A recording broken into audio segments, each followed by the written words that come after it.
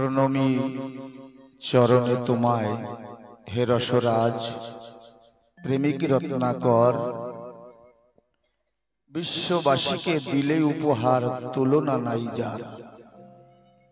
সৃষ্টি মথিয়া শ্রেষ্ঠ সম্পদ আনিলে চয়ন করি, হরিচাঁদ রূপে চিনিয়ে দিলে পতিতের কান্ডারি। যার করুণার দানে আজ আমরা সকল বর্ণ, সকল ধর্ম, মত নির্বিশেষে সকলে এক কৃপা ছত্র ছায়ায় আমরা একত্রিত হয়ে ভ্রাতৃবোধের, মাতৃত্ববোধের মিলন সমারোহ, মিলন মেলায় আমরা একত্রিত হয়ে শ্রবণ, কীর্তন, পঠন, মনন করতে অনুগামী হয়েছি। আজ এই তারক চাঁদের করুণায় তা শুধু সম্ভব হল। জয় হরিচাঁদ, জয় গুরুচাঁদ। পরম করুণা বরুণালয় শ্রী যশোমন্ত অন্নপূর্ণা নন্দন শ্রী হরিচাঁদ গোলক বিহারী, পতিত উদ্ধারণ, পতিত তারণ, পরম দয়াল দাতা শিরোমণি, দয়াল মুক্তি বারিধি শ্রী গুরুচাঁদের মহা অনুকম্পায় শ্রী শ্রী শান্তি হরি রহৈত কি করুণায় মধ্যবিত্ত হেমন্তে এই ভজননিষ্ঠ, অনুরাগনিষ্ঠ এই পবিত্র ব্রত মাসে সুদূর মালকানগিরি, উড়িষ্যা, তার মধ্যে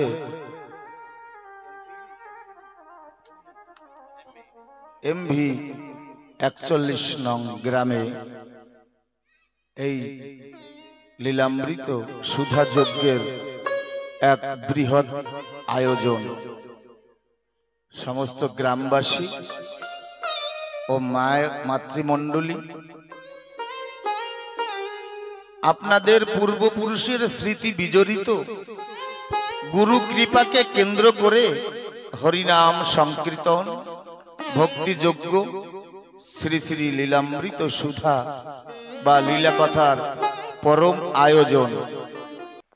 সেই আয়োজনে মহেন্দ্রক্ষণে, অমৃতক্ষণে শ্রী শ্রী ভক্তিযজ্ঞ, জ্ঞানযজ্ঞ, সুধাযজ্ঞের শুভারম্ভে আমার জীবন ধন, জীবন সর্বস্ব, প্রাতঃস্মরণীয়, পরম বন্দনীয়, অস্মাদীয় শ্রী গুরুপাদ পদ্মে বরাদ্দ কোটি দণ্ডবৎ প্রণতি জ্ঞাপন করছি।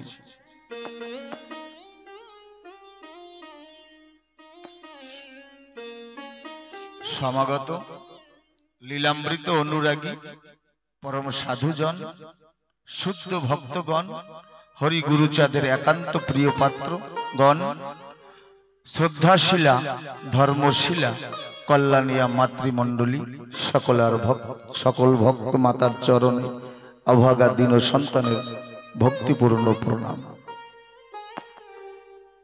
তৎসঙ্গে সারা বিশ্বের সকল পীর, পয়গম্বর, আউলিয়া, দরবেশ, সকল ধর্ম বর্ণ নির্বিশেষে সকল অনুপ্রাণিত শুদ্ধ নিষ্কিঞ্চন সাধু, গুরু, বৈষ্ণব সবার চরণে আমার ভক্তিপূর্ণ প্রণাম। প্রণাম জানাই দ্বাদশ পাগল, গোসাই, সাধু, বিশ্বের সকল ভক্তবিন্দুকে। আকাশ পাতাল, শশাগরা ধরণী, কীট পতঙ্গ, তরু, পাহাড়, নদ নদী, দেব দানব, কিন্নর সবার চরণে ভক্তিপূর্ণ প্রণাম।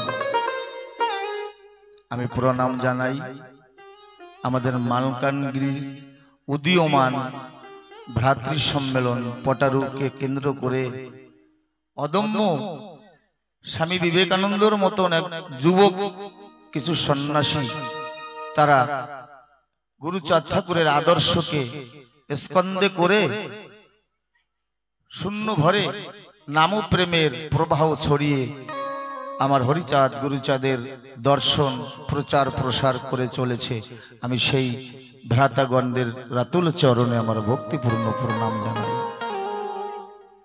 কেন্দ্রীয় হরিচাঁদ সেবা সঙ্গের সকল কর্মকর্তা, সকল শ্রমিক, সকল সেবকগণকে আমার ভক্তিপূর্ণ প্রণাম জানাই।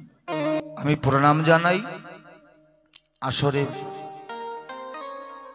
কীর্তনকারীদের, ভক্তিবান, গুণবান, কীর্তিবান সকলার রাতুল চরণে আমার ভক্তির কুসুম জড়ানো নয়ন জল ভরা প্রণাম। শুধু ভক্তগণ ও মাতৃমণ্ডলী, মহাজন বলেছে, শ্রীকৃষ্ণ বলেছিলেন, হে পার্থ, হে অর্জুন, রণাঙ্গনে যত বীরগণ, যত আত্মীয়গণ, এদের কিন্তু আগেই আমি মেরে রেখেছি। এদের জীবন রথের দড়িটা, রজ্জুটা আমার হাতে। আমি যদি সুতোটা ছেড়ে দেই, কাঠের পুতুলের মতন মাটিতে পড়ে যাবে। ভক্তমণ্ডলী ও ভক্তিমতী মায়েরা, আপনারা মনে করে এসেছেন বক্তা গাইবেন আর আমরা শুনব, এটা কিন্তু একদম ভ্রম, মিথ্যা কথা। আমিও একটা কাঠের পুতুল। যদি তিনি বলান, যদি তিনি তানার কীর্তন তিনি করান, তাহলে হয়তো এই পাপ মুখ থেকে হতেও পারে। মহাজনরা বলে থাকে, ইক্ষু দণ্ড বক্র হতে পারে, কিন্তু ইক্ষু সুধা, ইক্ষু রস কখনো বক্র নয়, মিষ্ট। আমার এই অবয়ব, আমার এই বদনখানা পাপাচারী হতে পারে, দুরাচারী হতে পারে, কিন্তু আমার অনাদির আদি গোবিন্দ পতিত পাবন দয়াল হরি গুরুচাঁদের নিতাই গৌরের কথা কখনো অপ্রিয় হতে পারে না। তাই আমি সেই পুতুলের মতন, আপনারা কৃপা করে কৃপা রজ্জুতে যদি বেঁধে আমাকে আশীর্বাদ দান করেন, তাহলে এই বুক থেকে হয়তো দু একটা কথা ঠাকুরের হতে পারে। তাই আমি জানি না সাধন, জানি না ভজন, প্রেম ভক্তি নাই আমার জীবনে, সাধু বৈষ্ণবের সান্নিধ্য ঘটেনি। তাই হে পরমেশ্বর, তোমার কাছে এই অভাগা দীন সন্তানের আর্তনাদ। আমি যন্ত্র, তুমি যন্ত্রী, তুমি যেমনি বাজাও আমি তেমনি বাজতে পারি। শুনেছি তোমার কৃপায় বোবা কথা কয়, পঙ্গু লঙ্গে গিরি। তুমি আমার এই নিবেদন রাতুল চরণে নিও। আমি অভাজন, তুমি মহাজন, আমি কাঙাল, তুমি দয়াল। আমি শুনেছি বাজি করে ছায়াবাজি দেখায় বিপুল, নাচাইতে পারে তারা কাষ্ঠের পুতুল। তাই আমার অন্তঃস্থলের আর্তনাদ, তুমি শ্রোতা, তুমি বক্তা, তুমি গুণীজন, তুমি কৃপা করে দিও তোমার যুগল চরণ। এখানে আত্মবিনয় তোমার চরণে রাখলাম, বাকি তুমি যা ভালো মনে করো তাই তোমার অভিরুচি। হরি হরিব হরিব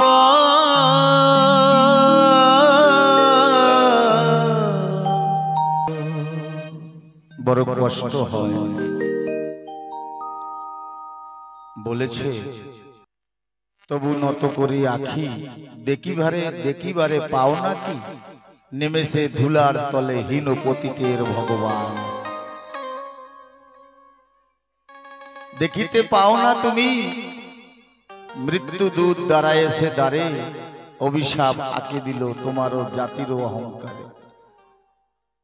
বিশ্বের যিনি কবিগুরু তিনি বলছেন,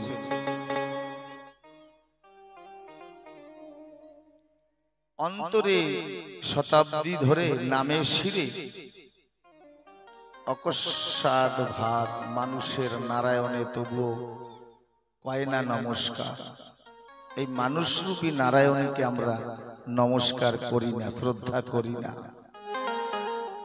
তবু নত করি আখি, দেখিবারে পাও নাকি নেমেছে ধুলার তলে হীনপতিতের ভগবান। এই প্রবাদটা বলার একান্ত আকিঞ্চন আমার, এই জন্য আমার কষ্ট হয় এই জায়গায় বসে, কারণ যুগে যুগে জীব তরাতে মহাশক্তির অবস্থান ঘটেছে এই মর্তভূমিতে। প্রতিটা যুগে ভক্ত প্রাণ একনিষ্ঠ শুদ্ধ নিষ্কিঞ্চন তারা সদা সর্বদা ওই ধুলায় পতিত হয়েছে, ধুলায় গড়াগড়ি দিয়েছে। ব্রজে কৃষ্ণ প্রেমের প্রেমী তারা ওই যেখান থেকে আমার গোবিন্দ কিশোরী চলাফেরা করত, তার চরণ ধুলা যেখানে ধুলিতে মিশে থাকতো সেখানে গড়াগড়ি করত। শ্রীধাম ওরাকান্দিতে রাজা, উজির, বাদশাহ, ফকির, ধনী, মানি, জ্ঞানী, গুণী সকল ওখানে যেত নিজ নিজ জাহিরি নিয়ে, জাতির গৌরব নিয়ে। কিন্তু যখনই ওখানে গিয়ে হরিনাম, মধুমাখা হরিনাম কর্ণকুহর থেকে প্রবেশ করে হৃদয়ে কন্দরে গিয়ে স্পর্শ করত, তখন জাতি বিদ্যা মহতঞ্চ ওই পাঁচটা কাটা তখনই ভেঙে যেত, উঠে যেত। সকল কিছু ভুলে ওই হরিনামের হরিভক্তের চরণ ধুলি যেখানে মিলানো আছে সেখানে গড়াগড়ি করত।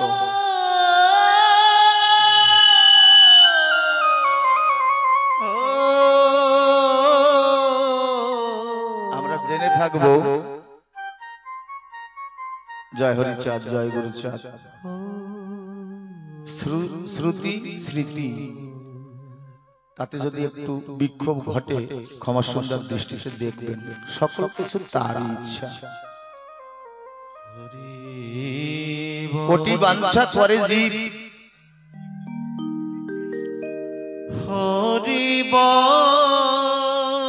নিজ ইচ্ছা মতে, কোটি বাঞ্ছা করে জীব নিজের ইচ্ছা মতে, কিন্তু আমরা জানি না তার ইঙ্গিত ভিন্ন একটা পাতাও নড়ে না। তাই তানার যা ইচ্ছা হবে তাই আমরা গ্রহণ করব। আজকে এই উচ্চ আসন আমরা জেনে থাকবো সনাতন ধর্মের একটা কনফারেন্স, বড় একটা সভা বসেছিল আজ থেকে বহুকাল আগে চিকাগো শহরে। সেখানে আমাদের এই ভারত ভূমি থেকে স্বামী বিবেকানন্দকে গুরুদেবের আদেশে, রামকৃষ্ণ পরমহংসদেবের আদেশে এই সনাতন ধর্মের পক্ষ থেকে সেখানে গিয়েছিলেন। সেখানে গেলে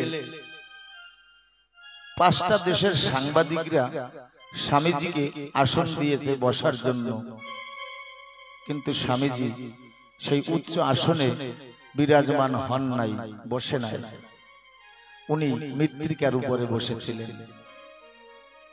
সকলে অবাক অবাক চোখে তাকিয়ে বলছেন, স্বামীজি তুমি নিচে কেন বিরাজমান হয়েছে, বসেছো? বড় মর্মস্পর্শী একটা উক্তি আমার স্বামীজি দিয়েছিলেন। জয় হরিচাঁদ। সেই উক্তিটা কি?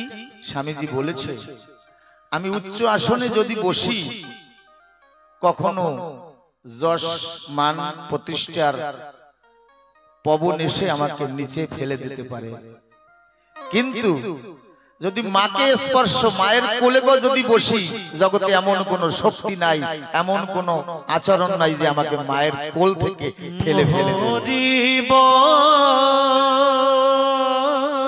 তাই আমার বড় সাধ জাগে ওই ভক্তরূপী ভক্তের চরণ, আমার মা সম, মাতৃকুল সম। আমার এই তুচ্ছ জীবন যদি ভক্তের চরণ ধুলার তলে আমি বিলিয়ে দিতে পারতাম, আমার তাহলে মনসাদ পূর্ণ হতো। যাই হোক, তোমার যা ইচ্ছা। সেখানে দাঁড়িয়ে আমার কবিগুরু কলম দিয়েছে, আমার মাথা নত করে দাও তোমার চরণ ধুলার তলে। চরণে নয়, চরণ ধুলার তলে। সকল অহংকার হে আমার ডুবাও চোখের জলে। জগতে অহংকার দূরীভূত করার একটাই পন্থা, আর শুধুমাত্র একটাই পন্থা, শুধু চোখের জল। চোখের জলে যেমন অহংকার দূরীভূত হয়, আর কোন বস্তু নাই। জ্ঞান, বিদ্যা, রূপ, যৌবন, মহতঞ্চ কোন বস্তুতে অহংকারকে দূরী করা যায় না, শুধু চোখের জলে। তাই কবিগুরু বলেছেন, আমার সকল অহংকার, সকল অহংকার হে আমার ডুবাও চোখের জলে। কি বললেন? নিজেরে করিতে গৌরব দান, নিজেরে কেবলই করি অপমান। আমাকে বড় করতে আমি নিজেকেই অপমান করেছি, করে চলেছি। আমি এ পারি, আমি ও পারি, এ কৃতিত্ব ফলাই, ও ফলাই। আমার অশ্বিনীকর্তা বলছে, আমি কি আমাতে আছি? আমি তো আমার মধ্যে নাই। আমি কি আমাতে আছি? থাক বাবা, আমি কি আমাতে আছি? হরি চাঁদের রূপে নয়ন দিয়ে হারে ঘরের বাহির হয়েছে। আমার আমিত্ব, আমার স্বামিত্ব তুমি সর্বমূলাধার। তাই নিজেরে করিতে গৌরব দান, নিজেরে কেবলই করি অপমান। আপনারে শুধু ঘেরিয়া ঘেরিয়া ঘুরে মরি পলে পলে। সকল অহংকার হে আমার ডুবাও চোখের জলে। আমার মধ্যে সেই উচ্চ আসনের গরিমা যেন কখনো না জন্মায়। সকল ভক্ত প্রাণ ও ভক্তিমতী মায়েদের চরণে আমার বিনীত নিবেদন। আমার মাকে আমি প্রচন্ড বিরক্ত করতাম, প্রচন্ড চঞ্চল ছিলাম আমি ছোট্টবেলায়। আমি কোনোদিন ভাবিনি জগৎবাসী এত ভালোবাসা আমার মতো অভাগার অঞ্চলে ঢেলে দেবে, আমার ঠাকুর আমাকে এত আদর করবে, আমি কোনোদিন ভাবিনি। আমি এখন বুঝতে পেরেছি, আমার অনাদির আদি গোবিন্দ বলছে না, কোন ভক্ত যদি এক পা আমার দিকে অগ্রসর হয়, আমি তার দিকে 100 পা অগ্রসর হই। দীননাথ আরো বলেছে, কোন ভক্ত যদি আমাকে একটু ভালোবাসে, তার জন্য জগতের ভালোবাসা এনে আমি তার চরণে ঢেলে দিই। হে দয়াল, আমি তো তোমাকে ভালোবাসতে পারিনি। আমি কাজ চাইতে হীরা পেয়েছি, এত করুণা, এত দয়া তোমার। হরিব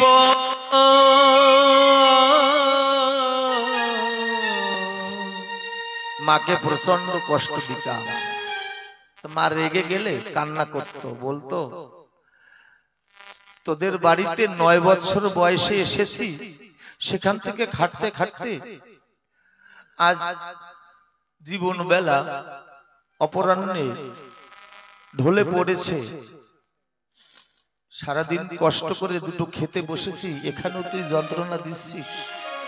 এই বলতে বলতে মা কেঁদে ফেলতো। মাকে আমি আবার সান্ত্বনা দিতাম। একটা শ্যামা সঙ্গীত আছে না, আমি মা তোর মন্দ ছেলে মনের মতো নয়, দেখ মা হাতের 5টা আঙ্গুল সমান কি আর হয়। আজকে সেই মাকে আমি হারিয়েছি বলা ভুল। মাতা পিতা গুরু কখনো যায় না, তবু চোখের আড়াল হয়, দেহান্তর হয়। তবে আমি আমার মাকে খুঁজে পাই যখন মাতৃজাতিকে দর্শন করি, তখন সকল মায়ের মধ্যে আমার মাকে আমি খুঁজে পাই। সকল মাকে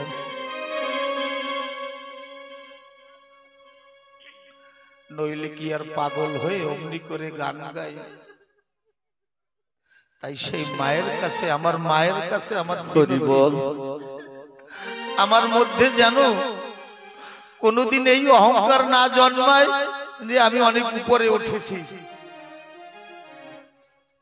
আমার গোপাল সাধু একটা কথা বলতেন, জগবন্ধু মিশ্র একটা কথা বলতেন, মনে ভাববি এই জগতের কি বা পারি আমি, এই জগতের কি বা বুঝি, কি বা পারি, এই যদি তুই ভাবতে পারিস তাহলে তোর ওজন হবে ভারী। তাই সবই তোমার, তুমি যেমনি চালাও আমি তেমনি চলি। সকল ভক্তবৃন্দ ভক্তিমতী মায়েদের কাছে প্রথম চরণে আমি এই নিবেদন জানাই, এই অহংকার যেন আমার মধ্যে না আসে।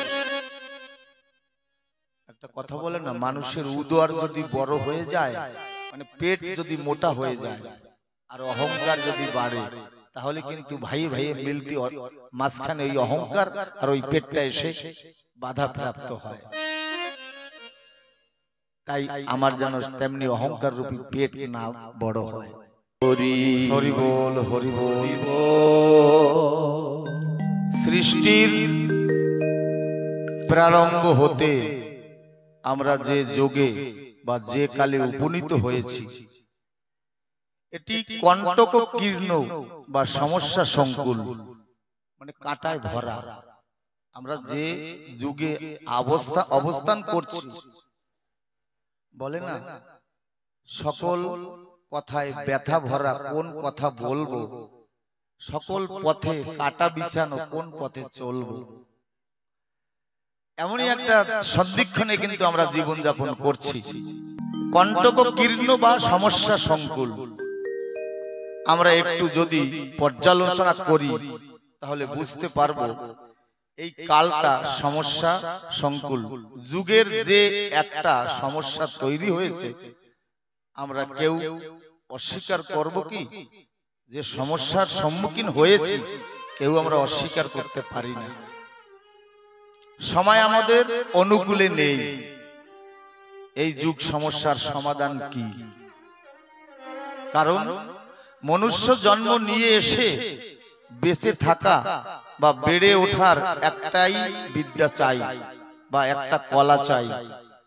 এই জীবনে বেঁচে থাকার বিদ্যা বা কলা যদি না থাকে, তাহলে মনুষ্য জন্ম প্রাপ্ত হওয়া একটা অভিশপ্ত রূপ নিয়ে নেবে। বেঁচে থাকার একটা জীবন শৈলী দরকার। সবাই তো বেঁচে আছি, কিন্তু বেঁচে থাকার সার্থকতা বা সফলতা কি? এই প্রশ্ন কি কখনো জেগেছে প্রাণে? জাগেনি। সকলার জেগেছে, আমার জাগেনি। কেন আছি বেঁচে? কুম্ভনাথ বলে কাশীতে একজন পণ্ডিত ছিলেন, কাশী বিজয়ী পণ্ডিত। ওনাকে কেউ শাস্ত্র তর্কে হারাতে পারতেন না। তাই কাশী বিশ্বনাথের মন্দিরের সামনে এসে উনি হুঙ্কার ছাড়লেন যে এই রণে এমন কোন বীর আছে যে আমার সঙ্গে তর্ক যুদ্ধ করবে? কাশীর পণ্ডিতগণ সকলে কিংকর্তব্য বিমূঢ়। তাহলে ধরা শূন্য বীর, বীর শূন্য ধরা। তখন বিশ্বনাথ স্বয়ং ভোলানাথ ওই মন্দিরের পান্ডা বা পূজারীকে স্বপ্ন দেখায়, কাশীতে একজন পণ্ডিত আছে, তার কাছে তর্কযুদ্ধে নিয়ে যাও কুম্ভনাথকে। সে কে? সে হলো কবির দাস। কবির দাসের বয়স তখন মাত্র 14 বছর। পূজারীগণ এলেন কবির দাসের কাছে যে বাবা ভোলানাথের স্বপ্নাদেশ হয়েছে, তুমি চলো, কুম্ভনাথের সাথে তুমি তর্কযুদ্ধ করবে। কবির দাস বলছে, আমি স্বল্পায়ু, ছোট্ট, আমি কি জানি, আমি তো আক্ষরিক জ্ঞান মাত্র আমার নাই। পূজারীগণ বলছে, আমরা জানি না, বাবা বিশ্বনাথের আদেশ হয়েছে তাই। আমার কবির দাস জয় শ্রীরাম বলে রওনা দিয়েছেন। কুম্ভনাথ বলছেন, ছোট্ট বালকের সঙ্গে আমি কি তর্কযুদ্ধ করব? আমি দিগ্বিজয়ী পণ্ডিত কবির দাস বলছেন, আমি আপনার সাথে তর্কযুদ্ধ করতে আসিনি। আমি ছোট্ট বালক, আমি কিছু জানি না। আমার দুটো জিজ্ঞাসা, আপনি যদি কৃপা করে আমাকে মনের বাসনাটা পূর্ণ করেন। ছোট্ট কবির দাস বলছে, বলো। বলছে, আপনি বুঝে শাস্ত্র পড়েছেন না শাস্ত্র পড়ে বুঝেছেন? দিগ্বিজয়ী পণ্ডিত হতভম্ব হয়ে গেছে, মৌন হয়ে গেছে। বলে, আমাকে একটু সময় দেবে বাবা? কবির দাস বলল, এক রজনী আপনাকে সময় দিলাম, সকালে আমাকে উত্তর দেবেন, তারপরে আপনার সাথে তর্কযুদ্ধ হবে, শাস্ত্র তর্কযুদ্ধ। কুম্ভনাথ মনে মনে ভাবছে, সারা জীবনের হিসাব নিকাশ করছে। মর্মান্তিক কথা, শাস্ত্র বুঝে পড়েছেন না পড়ে বুঝেছেন? সারা রাত যমুনা গঙ্গার কূলে বসে, একটা বৃক্ষের নিচে বসে ভাবছে, আমি তো দুইটার কোনোটা করি নাই। বিজয় বাবুর একটা পদ আছে না, ও তোর জ্ঞান অস্ত্র ধার বাড়বে শাস্ত্র ঘর্ষণে। শাস্ত্র কথার ভাবার্থ আবিধানিক অর্থ হচ্ছে স্ব অস্ত্র, শাস্ত্র। এইবারে স্ব অস্ত্র দিয়ে অগাধ জ্ঞান হয়ে গেলে নিজের অস্ত্রে নিজেই কর্তন হই, আবার এই অস্ত্র দিয়ে আর একজনকেও আমি হত্যা করি, হেয় করি। এ হলো শাস্ত্র কথার তাৎপর্য। গ্রন্থি মানে গীট, রশিতে যে গীট পড়ে না, ওকে বলে গ্রন্থ। যে গ্রন্থ পড়লে মনের আধার রূপী গীট না খোলে, সে গ্রন্থ নয়। তাহলে কুম্ভনাথ ওই একটা বৃক্ষের নিচে বসে ভাবছে, কোনটা সঠিক, শাস্ত্র বুঝে পড়েছি না পড়ে বুঝেছি? এই ভাবতে ভাবতে কিছু সময় পরে যখন গভীর নিশি হানা দিয়েছে, তখন ওই বৃক্ষের শাখায় শাখায় মানুষের শব্দ সরগোল শুনতে পাচ্ছে। কুম্ভনাথ বলছে, তোমরা কারা? বলছে, আমরা সকল আত্মা, আমরা এই বৃক্ষে থাকি। বলে, কারণ? বলে, আমরা পাণ্ডিত্যের অহংকার করেছি, প্রকৃত শাস্ত্রীয় বিধান মানুষকে সঠিক পথ দেখানোর জন্য দেইনি, মানুষকে শুধু কুহিলিকায় প্রলোভনে মজিয়ে আমার যশমান খ্যাতি অর্জন করেছি। তাই কোনো বক্তা, কোনো পাঠক, কোনো মহাজন, কোনো সাধুগুরু, কোনো বৈষ্ণব সঠিক সিদ্ধান্ত যদি ভক্তগণদের না দেয়, তার জন্য ভগবান এই শাস্তি বরকরার করেছে। বলে, তাই আমরা কোনো ব্রহ্মলোকে জায়গা পাইনি, বিষ্ণু লোকে জায়গা পাইনি, এমনকি নরকেও জায়গা নেই আমাদের। তাই এই বৃক্ষের ডালে ডালে আমরা ঝুলে আছি। না জানি কতদিনে অনাদির আদির গোবিন্দের কৃপা হবে, ততদিন আমাদের এই বৃক্ষ শাখায় থাকতে হবে। তাই সারাদিন চরা করি, হরিভক্ত কৃষ্ণ ভক্ত খুঁজি, কিন্তু আমাদের ললাটে তো নাই, ভাগ্যে লিখন নাই। রাত্রে এসে এখানে নিশি যাপন করি। তখন কুম্ভনাথ মনে মনে ভাবছে, তাহলে আমারও তো জায়গা এই জায়গায় হবে। আমি যা শাস্ত্র জেনেছি জীবনভর, কোনো মানুষের একটা মঙ্গলকারী করতে পারিনি। তখন বলছে, তাহলে তোমাদের গাছে শাখা খালি আছে কোনো? বলছে, একটা শাখা খালি আছে। বলে, তাহলে ওই শাখাটা? বলে, ওই শাখাটায় কুম্ভনাথ নামে একজন অহংকারী পণ্ডিত আছে, সে মৃত্যুবরণ করার পরে ওর জন্য ওই জায়গাটা। ওখান থেকে ঊর্ধ্বশ্বাসে দৌড়ে গিয়ে কবির দাসের কাছে গিয়ে তার চরণে মাথা নত করে, আমার বড় অপরাধ হয়েছে, আমি বুঝতে পারিনি, অহংকারে আভিজাত্যে মত্ত হয়ে আমি ভুল পথে মানুষকে প্রসারিত করেছি। আমার কাছ থেকে যেন তেমন কিছু না হয়, আপনারা সেই ক্ষমা সুন্দর দৃষ্টিটা আমার দিকে রাখবেন। তাই মনুষ্য জন্ম প্রাপ্ত হওয়া একটা অভিশপ্ত রূপ নিয়ে নেবে যদি প্রকৃত সঠিক পথের সন্ধান কোন সৎ মানুষের দ্বারা না পায়। এই সৎ মানুষের ব্যাখ্যা কি? সত্যি কথা বললে মা বাবাকে ভালোভাবে যত্ন করলে, মহোৎসব করলে, নামযজ্ঞ করলে সৎ মানুষ হওয়া যায় না। এইবার বলবেন এ নতুন নতুন তত্ত্ব তুমি কোন গ্রন্থে পেয়েছ? যদি সতের সান্নিধ্য পাওয়া যায় তাহলেই সৎ হওয়া যায়। সাধু সঙ্গ, সাধু সঙ্গ, সাধু সর্বশাস্ত্রে কয় সাধু সঙ্গ লভ মাত্র জীবের মোক্ষ প্রাপ্তি হয়। এই যে লভ শব্দটা, 1 সেকেন্ড ওকে 11 ভাগ করলে ওর 1 ভাগকে বলে লভ। সাধু সঙ্গ এমন একটা পরম বস্তু, পরশপাথর যদি লোহায় স্পর্শ করানো হয় 6 মাস লাগে নাকি সোনা হতি? 1 লবে 1 পলকে সোনা হয়ে যায়। যদি শুদ্ধ নিষ্কিঞ্চন সাধু ভক্ত বৈষ্ণব জীবনে আসে, দর্শন মাত্র গঙ্গার পরশ হলে পশ্চাতে পাবন, তারপরে বাবা সাধুগুরুর দর্শনই তখনই পবিত্র হওয়া যায়। সাধুর গুণ কি যায় রে বলা, সাধুর শুদ্ধ চিত্ত অন্তর খোলা। এই সাধু যদি দয়া করে দিলে গৌর দিতে পারে।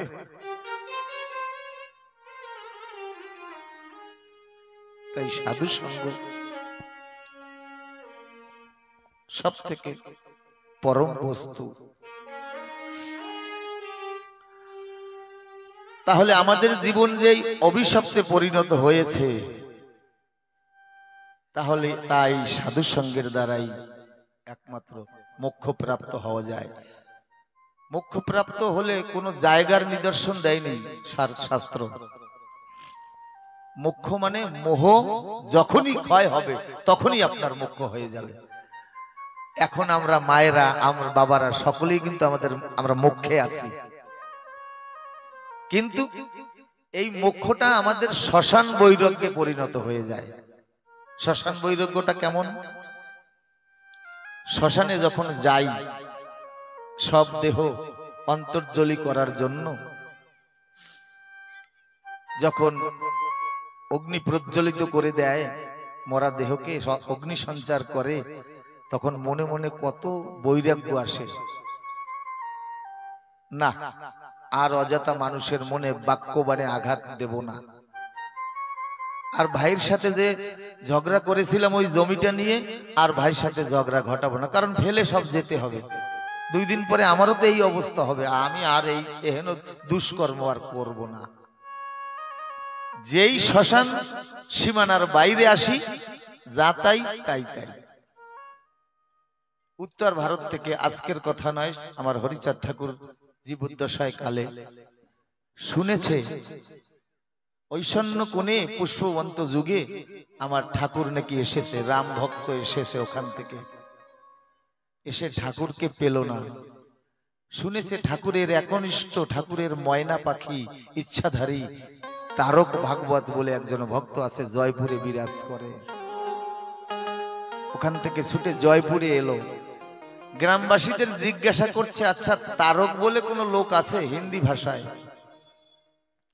মায়েরা বলছে আমাদের গ্রামে একজন মৃত্যুবরণ করছে, তাকে সৎকার করার জন্য শ্মশানে গিয়েছে। ছুটে গ্রামের বাইরে শ্মশানে গেলেন, গিয়ে মনে মনে ভাবছেন এর মধ্যে তারককে কি করে বুঝবো, কি করে চিনবো। আবার ফিরে গ্রামে ঢুকলো, মাকে জিজ্ঞাসা করলো তারককে? বলছে ওনার মস্তকে ঝুটি বাঁধা, কেশ লম্বা, হরিনামে অশ্রু বিগলিত হচ্ছে সদা সর্বদা। এই নিদর্শন নিয়ে যখনই শ্মশানে এলো, শ্মশানে এসে দেখে সকল শ্মশান যাত্রীর মস্তকে ঝুটি বাঁধা, কেশ লম্বা, সবার চোখ দিয়ে হরিনামের অশ্রু বহির্গত হচ্ছে। আবার ফিরে এসেছে, বলছে সবাই তো তারক। মায়েরা কিংকর্তব্য বিমূঢ় হয়ে, এক মা বুদ্ধিমতী ওখানে বলল, যে মানুষটার দেখবে মাথায় অগ্নি প্রজ্বলিত সেই তারক। শ্মশানে গিয়ে দেখে কারুর মাথায় অগ্নি সবার মাথায় অগ্নি জ্বলছে, তখন মানুষটা দিশেহারা হয়ে গেছে, সবাই তারক, তাহলে একটু অপেক্ষা করি। যখন শ্মশানের বাইরে এসেছে তখন দেখে এক একজন শ্মশানের বাইরে পা দিচ্ছে, অগ্নি ধূপ করে বন্ধ হয়ে যাচ্ছে, কিন্তু আমার তারক কর্তার অগ্নি আর বন্ধ হয় না। ভাবুক বলছে হরিপ্রেমের বিরহ অগ্নি একবার যদি কারুর জ্বলে, ধন সম্পত্তি ঐশ্বর্য বিষয় না মিলতে পারে, কিন্তু অজস্র চোখের জল মেলে তার হরিপ্রেমে, কৃষ্ণ প্রেমে। সে কেঁদে বুক ভাষায় সদা সর্বদা হরিব।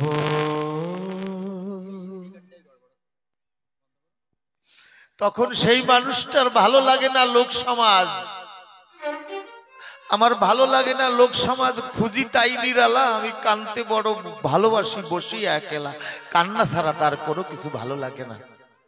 এখানে এসেছি মাধুর্যের ভক্ত, বুকে বুক যখন মিশিয়েছি, বুকের মধ্যে অনুভব করছি একটা বিরহ অগ্নি জ্বলছে, অগ্নিতে পুড়ে যেন কেমন তার আত্মাটা, তার হৃদয়টা ছাই হয়ে যাচ্ছে, ছাই হয়ে এই আখির দরজা দিয়ে অশ্রু হয়ে বহির্গত হচ্ছে। কত সময় জড়িয়ে ধরার পরে মনে হলো যেন কত জনমের একটা সান্ত্বনা অনুভব করছি। আমার তারক ঘোষের মতন ভক্ত সবার দেহে, সবার আত্মায় হরি প্রেমের, কৃষ্ণ প্রেমের সেই বিরহ অগ্নিটা জ্বলছে। হরি বল, হরি বল। মহাভাবের দ্বারা এই মন নির্মল হয়, অকামনা ভক্তি পাকিলে তাকেই প্রেম কয়। এই মহাভাবের ঢেউ যদি একবার কারো লাগে, সে কিচ্ছু চায় না, অকামনা, অহৈতুকী, রাগাত্মিকা, তখন সে প্রেমে গদগদ হয়ে যায়। সেই প্রেম পরিপূর্ণ, পরিপক্ক, ঘনীভূত হলে তখন তার সিদ্ধতা প্রাপ্ত হয়, তারপরে আর চাওয়া পাওয়া থাকে না, তখন ভক্ত ভগবানের মিলন ঘটে। আত্মসংস্কার হয় তার আপনার গুণে। এই গুণটা কি? পরনিন্দা কবু নাহি করে এ জীবনে। আত্মসংস্কার করার মূল মন্ত্র, জগতে নিজের বিচার যদি যেদিন আমি নিজে করতে পারবো, সেদিন আমার মতো বিচারপতি আর জগতে থাকবে না। আমি সব থেকে বড় আইনজ্ঞ হব, আমি নিজের বিচার যদি নিজে করতে পারি। এক ভক্ত গুরুচাঁদ ঠাকুরের কাছে গিয়ে বলছে, বাবা গুরুচাঁদ, তুমি সবাকার মনের কথা বলো, আমার মনে কি আছে একটু বলো না। গুরুচাঁদ ঠাকুর বলছেন, না না আমি পারি না। বলছে, না তুমি বলো। এখানে আপনারা ধরে রাখবেন, আমি তারককর্তার কথাটা একটু বিস্মৃতি ঘটিয়েছি, অপরাধ হয়। এইভাবে অগ্নি প্রজ্বলিত, তখন তারককর্তাকে ওরা প্রণাম করলো। তারককর্তা বাড়িতে গেল, ওই ভক্তগণ জিজ্ঞাসা করলো, আপনি কি তারক গোসাই? বলছেন, না না আমি তারক গোসাই না। বল, তাহলে তারক গোসাই কি? বলে, ওই বাড়ি, ওই পথচারীগণ উত্তর ভারত থেকে এসেছে কিনা, ওনার কথা বিশ্বাস করে গ্রামের অগ্রে চলে গেছেন। ওখানে গিয়ে জিজ্ঞাসা করছেন, এই বাড়ি কি তারক গোসাই? বলে, না না, যে গোসাই আপনাদের পদ বলে দিয়ে দিয়েছে উনি তারক গোসাই। আবার ফিরে এসে বলছেন, আচ্ছা গোসাই বাবা, আপনি ঝুট কিউ বলা, মিথ্যা কিউ বলছেন, কেন বলছেন? বলছেন, মিথ্যা বলিনি, আমি সত্যি বলছি। আমি তারক, শুধু তারক, গোসাই নয়। আমি শুধু তারক, আমি গোসাই হতে পারি না। যার ভক্তি ডোরে পরম পিতা অনাদির আদি পতিত পাবন কাঙালের ঠাকুর হরিচাঁদ বাধা ছিল, সেই মানুষ বলছে আমি শুধু তারক, আমি গোসাই না। আমরা কি বলি? আমরা কি বলি? আমি একটু কথা বলতে পারি, আমি একটু গান গাইতে পারি, আমি এত কিছু পারি কিন্তু অহংকার তো দূর করতে পারি না। আমি তোমাকে ভালো তো বাসতে পারি না। তাই আত্মসংস্কার হয় তার আপনার গুণে, পরনিন্দা কবু নাহি করে জীবনে। আপনার ছিদ্র পদ যে করে দর্শন, নির্মল হৃদয়ে খানি হয় পরশন। আমি সবার ছোট, আমার অশ্বিনীকর্তা বলছে না, আমার মতন কাঙাল খুঁজে পাবে না জগতে, আমি বড় দিনহীন কাঙাল। তাই আপনার ছিদ্র পদ যে করে দর্শন, নির্মল হয় হৃদয় খানি হয় পরশন। তাই এই হৃদয়কে স্পর্শ করতে গেলে নিজের দোষ গুণ নিজের বিচার করতে হবে। এই বিচারটা কখন আসবে? যখন এই ভাবধারাটা আমার চিত্তে জাগৃত হবে। সেটা কি? শ্বাস অনমোল রতন মেলে না হাট বাজার। এই যে শ্বাস প্রশ্বাস যাচ্ছে, কবে জন্মগ্রহণ করেছি হিসাব আছে, কিন্তু কবে চলে যাব কেউ বলতে পারি না। তাই শ্বাস অনমোল রতন মেলে না হাট বাজার, হিসাব করে খরচ করো, কেউ দেবে না ধার। কেউ ধার দেবে না। যেদিন শ্বাস ফুরিয়ে যাবে, এই দেহ থাকা খাঁচা থেকে প্রাণ পাখিটা উড়ে যাবে, ওই পাঁচতলার মানুষটি গাছতলায় শোয়াইয়ে রাখবে। সকল ভাই বন্ধু হরি নাম কর্ণে দিয়ে শ্মশানে নিয়ে যাবে, শ্মশানবাসীরা আমাকে পোড়াবে, হব এক মুঠো ছাই। প্রেমানন্দে হরি ধ্বনি বলো, হরি বল হরি বল হরি বল হরি বল হরি বল। তাই এই তারকস্থলী থেকে আমার পরম রসরাজ জীবের তরে এই সন্দেশ, হরিনাম করজীব আর সব মিছে, পালাইবার পথ নাই দেখো জম আছে পিছে। পালানোর জায়গা নাই। হরিনাম যদি মনের মতন করা যায়, প্রহ্লাদ ধ্রুব মহারাজ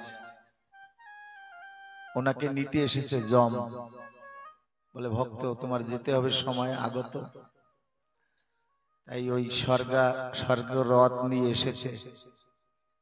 প্রহ্লাদের ছোট্ট ছোট্ট পাও কিনা ওই পায়দানে পা দিতে পারছে না, মানে সিঁড়িতে ছোট ছোট মানুষ উঠতে পারছে না। যমরাজ বলছে, ভক্ত আমার একটা মনের ইচ্ছা, জীবনে তো কোনোদিন আমি হরি ভক্ত সঙ্গ পাই নাই, এই রাজকার্য করতে করতে হরিনাম করার সুযোগও পাইনি আর হরি ভক্তের সঙ্গ পাইনি। আজকে মনে বড় স্বাদ জেগেছে, তোমার ওই রাতুল চরণখানা আমার মস্তকে দাও, আমার মস্তকে তোমার ওই রাতুল চরণ দিয়ে তুমি স্বর্গ আরোহণ রথে উঠো।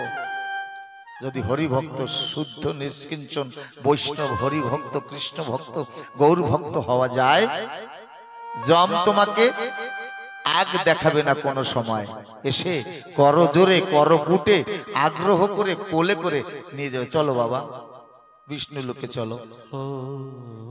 তাই বলছে হরিনাম করো জীব আর সব মিছে, পালাইবার পথ নাই দেখো জম আছে পিছে। একটু দর্শন সিদ্ধান্ত, এ লীলা অপরম্পার। তাই একটু লীলার মধ্যে যাই। সময় তো সীমিত সময়, সময়ের ঘড়ি টিক টিক টিক সময় বহিয়া যায় নদীর স্রোতের ন্যায়, যে ইহা না বুঝিল ধিক তারে শতধিক। আমাদের জীবনের সময় কিন্তু চলে যাচ্ছে, তাই সময়ের দিকে লক্ষ্য রেখে সামান্য একটু লীলার দিকে অগ্রসর হই, চেষ্টা করি।